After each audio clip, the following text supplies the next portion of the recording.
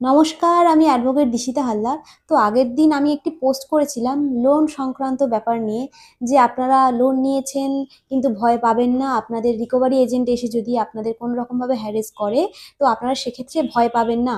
আপনারা তাদেরকে কি বলবেন বা কি বলবেন না, বা এই সংক্রান্ত আমি কিছু ভিডিও করেছিলাম।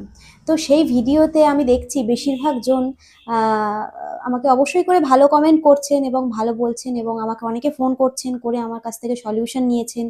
এবং তার মধ্যে কিছুজন তো থাকে যাদের সবকিছুতে সমস্যা হয়।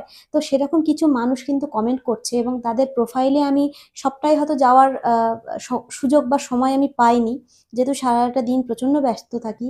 তো তার মধ্যেও কিছু কিছু জনের আমি প্রোফাইলে গিয়ে চেক করলাম, তারা হচ্ছে কি ব্যাংকের এজেন্ট, মানে তারা ব্যাংকে চাকরি করে, ব্যাংকের কর্মী। এবং তারাই এসে এসে কিন্তু আমার প্রোফাইলে কমেন্ট করেছে যে আপনি কি বলতে চাইছেন, আপনি বলতে চাইছেন ব্যাংক থেকে লোন নিয়েছে আর লোন দিতে পারবে না, আপনি কি চিটিংবাজি করার জায়গা পাননি?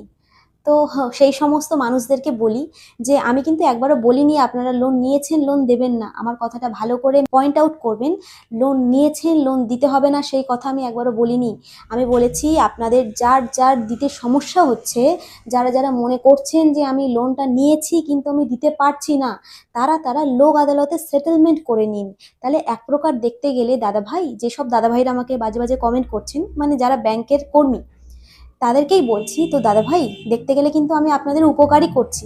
যে সমস্ত দাদাভাইদের বা বৌদিদের কাছ থেকে আপনারা টাকা পয়সা উদ্ধার করতে পারছিলেন না, সেই সব মানুষজনদেরকে আমি বুঝিয়ে তাদেরকে লোক আদালতে সেটেলমেন্টের পরামর্শ দিয়ে তাদেরকে কিন্তু আমি লোক আদালতে সেটেলমেন্ট করে দিচ্ছি। আপনারা কিন্তু তাদের কাছ থেকে টাকাটা উদ্ধার করতে পারছিলেন না, আমি কিন্তু লোক আদালতে সেটেলমেন্ট করিয়ে আপনাদের ব্যাংকে সেই টাকাটা পাইয়ে দিচ্ছি। মানে এক প্রকার দেখতে গেলে আপনাদেরকে আমি উপকারই করছি। আর আপনারা কি করছেন, আমার পিছনে কাটি করছেন, মানে এসে বাজে বাজে একটা কমেন্ট করে দিয়ে চলে যাচ্ছেন যে ফাজলামো করার জায়গা পাননি। আপনি কি বলতে চাইছেন যে লোন নিয়েছে মানে তাকে দিতে হবে না? লোন না নেওয়ার মানসিকতা নিয়ে লোন নিয়েছেই বা কেন? তো আপনাদেরকে বলি দাদা ভাই, সেটেলমেন্ট করাই যায়, সেটা কিন্তু আরবিআই এর গাইডলাইন অনুযায়ী প্রত্যেকটা মানুষ সেটেলমেন্ট করতে পারে।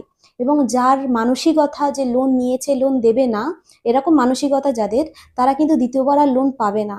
তাদের সিভিল যদি খারাপ হয়ে যায় বা সিভিল যদি ডাউন হয়ে যায়, আপনারা খুব ভালো করে জানেন যে তার কিন্তু লোন পেতে প্রচণ্ড সমস্যা। এবং আমাদের কাছে যারাই ফোন করেন আমি কিন্তু সবাইকেই বলে দিই যে সেটেলমেন্ট করলে কিন্তু একটু সিভিল ডাউন হয়ে যাবে। এবং সবাইকে কিন্তু আমি সেটেলমেন্টের পরামর্শ দিইও না। কিছুজনকে আমি বলি যে অবশ্যই আপনারা সময় চান 6 মাসের, যে 6 মাস পরে থেকে আপনারা অবশ্যই আবার টাকাটা দিন। আমি কাউকে কোনোদিনও বলিনি যে টাকা দেবেন না বাকিটা আমি দেখে নেব, এই কথা আমি বলিনি। তাই দাদাভাই সবাইকেই বলছি, আপনারা যেটা লিখছেন, মুখ তো আছে, সবাই সব কিছু উল্টোপাল্টা বলে দিতে পারে, কিন্তু এই নয় যে আমি যাকে তাকে যা ইচ্ছা কমেন্ট করে দিলাম। আপনারা একটু ভালো করে দেখুন বা ভালো করে পড়ুন আমি কি বলতে চাইছি, তারপরে একটা বাজে কমেন্ট করুন। আমি কিন্তু কোনো রকম কাউকে পার্সোনালভাবে কাউকে কোনো কিছুই বলিনি। তো আপনারা আমার কথাটা পার্সোনালি কেউ নেবেন না। আমি কিন্তু সবাইয়ের জন্যই কথাটা বললাম। তো আপনারা ভালো থাকবেন, সুস্থ থাকবেন, চিন্তা করবেন না।